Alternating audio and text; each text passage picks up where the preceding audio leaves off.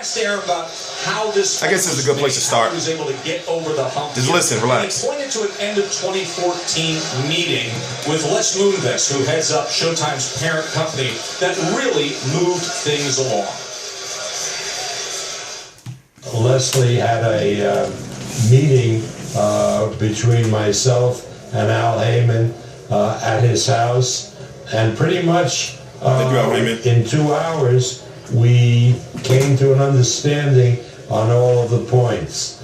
And then I contacted Richard Plepler, the chairman of HBO, who is the company that puts on Top Rank fights, and Moonves and Plepler got together, and in 12 minutes, really, that's all it took, solved most of the issues, all of the big issues regarding the broadcast. And then there were certain peripheral issues that took time to solve, but finally we got it done. It's been a long road. You were once in business with Floyd Mayweather. Now you're on the other side of doing business with Floyd Mayweather. How would you best describe dealing with Floyd at this point? Well, I've never had any problem with Floyd. I mean, a lot of people made an issue of this great feud that Floyd and I had with each other, but that wasn't the case. Floyd is very, very close and friendly with my stepson, Tom DeBuff.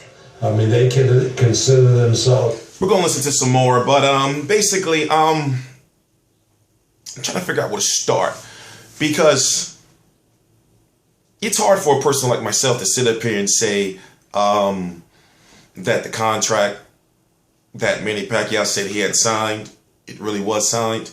It's hard to sit up here and say that, as we talked about, you know, quite a while ago, actually over a year ago, is that how long before those executives from up above come down on Mayweather and say, listen, you're not going to just skate out of here, you know, without fighting Pacquiao. You're not going to just fight whoever you want and not fight Manny. You know, like, it's tough to talk about, because you have to really, really know what's going on.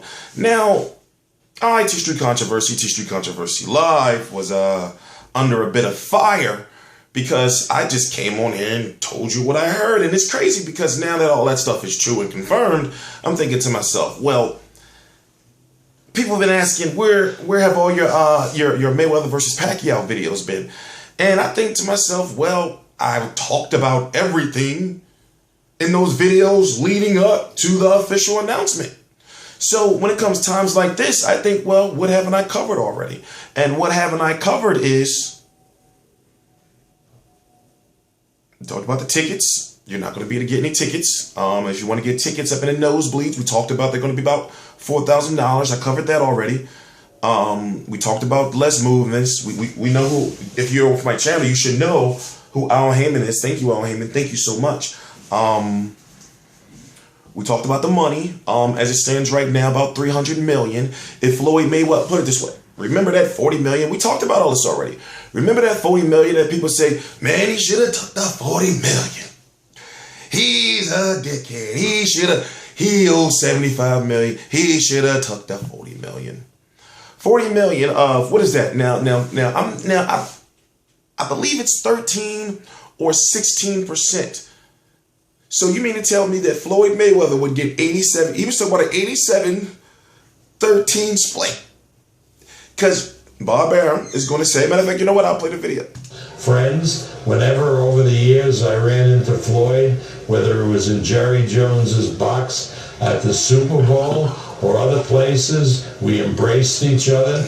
So, I mean, Floyd has peculiarities, and so do I. He's going to get to it. He's going to get to it. Relax. But Floyd, I thought, handled his part of the negotiations very well. And I think that face-to-face meeting that Floyd and Manny had at the Miami Heat basketball game a number of weeks ago also helped clear the air and lead to the final agreement. Can't deny that everybody... We'll get to the next part, but... Okay, all right. Let's start here. I guess you don't know this. Well, people should know, it's been circulating around, but the first official press conference is going to be in LA on March the 11th. The venue, only the media are going to know the venue. Now, people like myself and also people in the media, they know how to get it. You have to fill out an application. You just don't go and it's not open to the public. So this is what they do. I talked about this before. Ever since I've become an actual blown member of the media and going to these events and everything, I noticed that they give you like 2 days notice on everything. So they'll tell you a press conference is happening on Thursday. Right now it's Tuesday, March the 3rd. They'll tell you what's happening on Thursday, at like 6 p.m. today. So therefore, whatever you doing on then, you got to be just ready to jet out wherever, so that's the life you got to prepare for. But it's in LA. I'm not going to be going to LA. I'm actually working around the clock right now to try to get somebody reliable to actually get to go to that experience. And yes, T Street has the power to do so now. But also, I'm telling you right now, I think I already said it. I'm going to deviate from the video a little bit to say I'm bringing people on. But at the same time, I'm going to tell you here, I'm a regular dude. I'll work with you. We'll work professionally.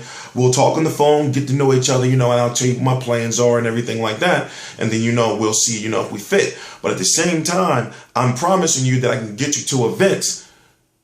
You going there to work. You're not going there to bullshit around. So we're going to just leave that at that. But the first official press conference is in LA. No venue yet. Like I said, only the media will know. I don't know where it's going to be, but it's a shame because I can't go.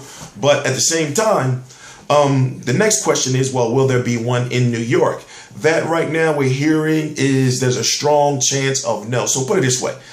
Will there be an official press conference in New York? 50-50. It's looking like it may not be. But I think it should. But at the same time, with everything I talked about on how difficult this fight was to make. Now, even if Bob Burnham said it was made in 12 minutes, what I'm saying is, yes, they can agree to fight. Okay, they're going to fight in just a short period of time.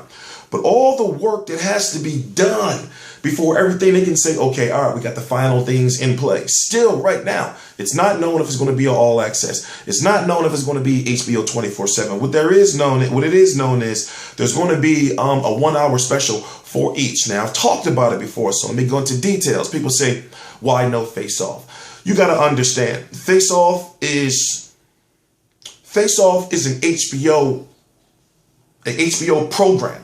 So therefore, to get Floyd Mayweather to come to an HBO program and be broadcast on an HBO program with Max Kellerman would benefit who? HBO. You see what I'm saying? So the fact that when you got these networks, deals are involved, and I shouldn't have to go any further than that. If you really use your mind and think about what I'm talking about. So when people say, okay, why can't they have HBO 24/7 and all access? That'd be great to see Floyd back on HBO. And I think just can't happen. That's not how the business works. So I'm getting to a point here. Follow me. So, you have another question of, well, why won't HBO just still do like 3 episodes of HBO 24/7 just focusing on Manny Pacquiao's trip to, or Manny Pacquiao's road to Mayweather, and then All Access does Floyd Mayweather's road, you see? So therefore, for the first time in history, we'll have an HBO 24/7 that's focusing solely on one boxer's journey to the other boxer, and then All Access focusing the same way to the point where that last episode, whether it's it may be something like April the 25th after Klitschko versus Jennings or something like that, or Showtime may show theirs at a different time, whatever the case may be.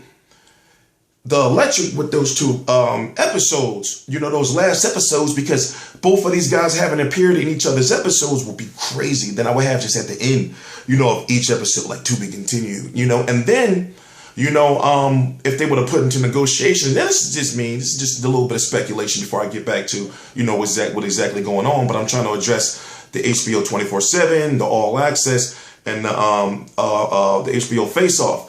And then, whoever would win the fight would get the rights to the HBO 24/7 after or the Showtime All Access epilogue. But You know, it seems as though they can't come to a deal on that, and I can understand why. But you know, when for a fight like that to be official, okay, Floyd Mayweather can say, you know what, I want to fight Manny Pacquiao. He's going to be next. Al Heyman himself can say, yeah, Manny Pacquiao is next. But at the same time, to get all those things in order, you know, from sponsors, you know, and remember, you got two sides that don't work with each other and have not had a working relationship in God knows how long, meaning Al Heyman and Top Rank. And then if you look at HBO and Showtime, throw them into the mix. There's so many steps you got to take. You gotta be just laying there, fetal. Then you got to come out the womb. You know, then you got to start. You know, you can start wobbling around. You got to start crawling. You know, then you start taking the baby steps. Then you get on a walker. You know, like, you know, I'm talking about the evolution of, you know, like building. It's so many steps you got to take, if you get what I'm saying. You know, so the saying goes, you got to crawl before you walk. So I understand that people say, oh, it's not official, you lied. And I'm thinking, like, really, honest to God. Do you think a fight like that can just come together with just them saying, you know, okay, it's done. I mean, okay, we're going to fight each other. And then them say that it's official as far as, you know, when the other shit is not done, you know, as far as, you know, what network is going to get what, you know, who's going to be sponsoring what, who's going to be getting what percentage off of this and that. And you got two sides that each side trying to find a way to get leverage or, you know, use leverage or go over on the other person, to whereas Showtime is the bigger network. To whereas, and if they had a split pay-per-view, something that they never done before. I mean, like, I'm talking about one on HBO Showtime pay-per-view. I mean, one on HBO pay-per-view. You know, two separate events where you can pay for the one with the HBO broadcast with Jim Lampley. We're going to talk about that. Max Kellerman.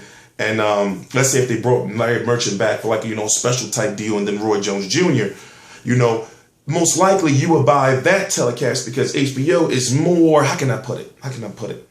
Okay, if you had two pay-per-views showing the same thing, right?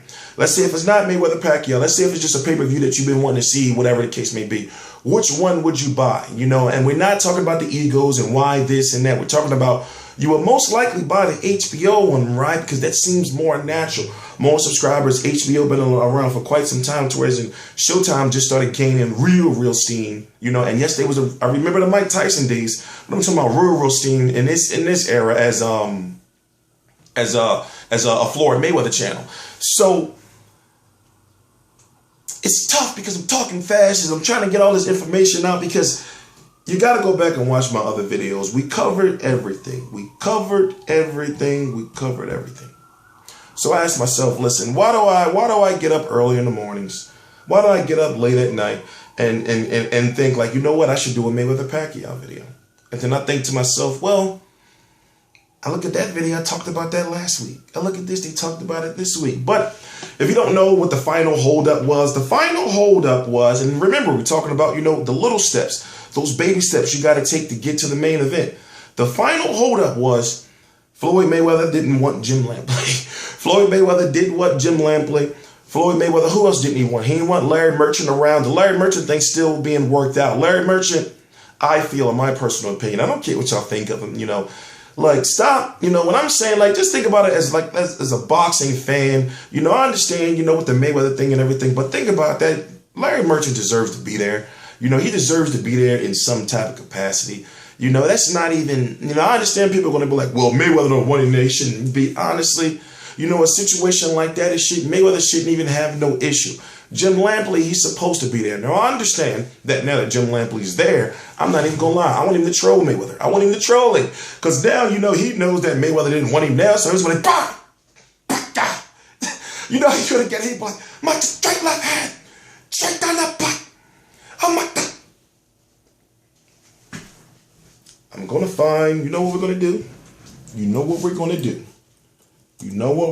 This is, oh, you know what? Before I play Jim Lampley, let me play the rest of this, and then I'll play Jim Lampley. We're going to take me a nap. Listen, we're going to listen to the rest of this. Outrageous reports this week about the potential of secondary market ticket prices. From your perspective, in terms of just pure demand and the request for tickets among the big hitters of anybody who's everybody trying to get in that arena on May 2nd, where does it stand, ticket demand?